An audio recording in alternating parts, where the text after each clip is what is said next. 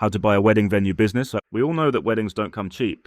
The National Wedding Survey conducted by Hitched.co.uk revealed that the overall cost of an average wedding in the United Kingdom in 2019 was £31,974. The cost of hiring a wedding venue, on average, accounts for £5,406 of this total, and that's before food and drink are taken into account. According to the same report, a location that hosts 2 weddings per week during the high-demand months of April to October could generate revenue of £270,300 from location hire alone. Depending on the initial cost of the acquisition, this can represent a respectable dividend in addition to the potential upside of a long-term property investment. Despite the seasonality, one advantage of buying this sort of business is stability. As weddings are usually planned several months or even years in advance, they offer a degree of trade transparency, which makes it easier to forecast future income and spending. Should you buy an existing wedding venue or build one from scratch? Investing in an existing wedding business is usually a more straightforward endeavor. The buildings themselves are typically well maintained due to the high expectations of the clientele, and they rarely require more than minimal modernization or styling. The wedding business will typically come attached to the sale of the actual property and will not require wholesale changes if it is currently being run successfully. This enables you to implement a smooth takeover and enjoy the benefits of a consistent income stream immediately. On the other hand, if you want to maximize your profits, you may look for stately homes or manors that are currently on sale and in need of restoration.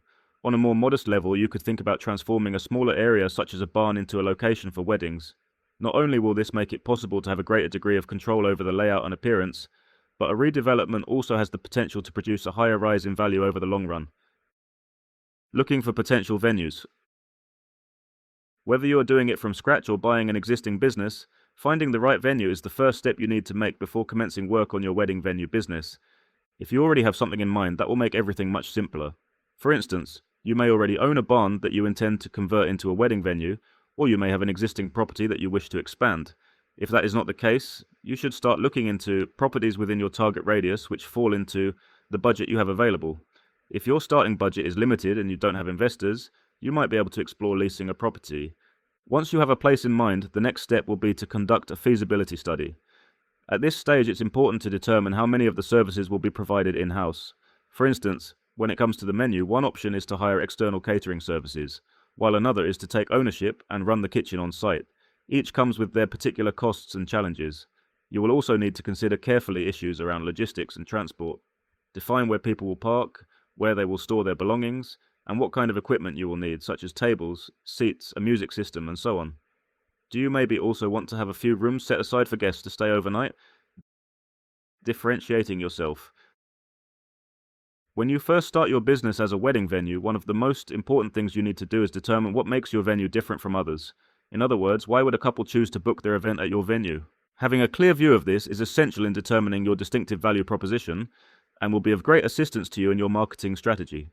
This is especially true if you aren't inheriting an existing business with an established reputation. Look at your competition and consider what you can deliver that they can't.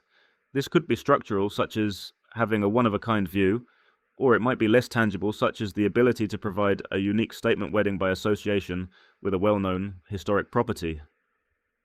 Other selling factors include superior customer service, a non-traditional menu, competitive pricing or add-on services to couples and guests that not everyone can offer.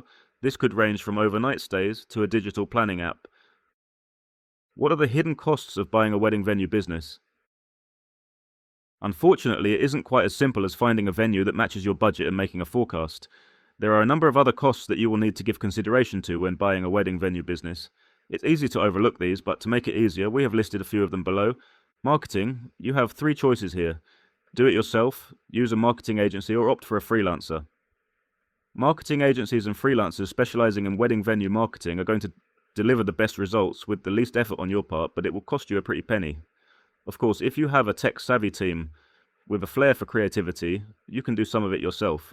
A little bit of knowledge, willingness to learn, and the help of good wedding venue software could save you costs in this area. Insurance. As a wedding business, you will need a range of insurance types, from public liability insurance and employer liability to premises. You might also need specialist equipment cover. You can't skip on these costs, and they do add up, so make sure you don't overlook them when budgeting for your business acquisition. If you are unsure what each type of insurance does, we have a dedicated post where you can learn more about insurance for wedding venues. Wedding licenses. In the UK, to be able to hold weddings, you must hold a civil partnership or marriage venue license.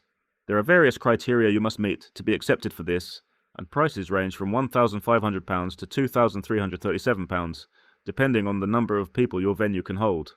There is little point in establishing a venue business if you cannot get the license, so it is advisable to research this fully up front. Consider the trends in the wedding industry. The majority of wedding venues offer their own vendors, services, attendants, and rooms for use on the wedding day, making them convenient one-stop shops for brides-to-be. Weddings and the extras upsold with them are nearly always the primary source of revenue for traditional locations such as country homes, barns, and even castles.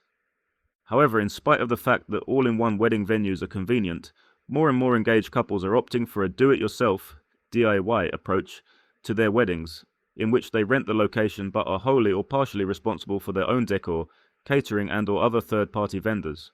This is an option that is appealing not only to couples who have creative talent, but also to brides and grooms eager to minimize the costs of their weddings. Other trends include a greater focus on sustainability, midday ceremonies, weekday events, intimate ceremonies, interfaith weddings, statement aisles, after parties, and outdoor or partially outdoor events. Buying a business is a long-term decision, so to some extent, you need to predict the future direction of the wedding industry before you start a wedding venue. Try to work out which trends are ephemeral and which are defining the future characteristics of the events you will need to excel at.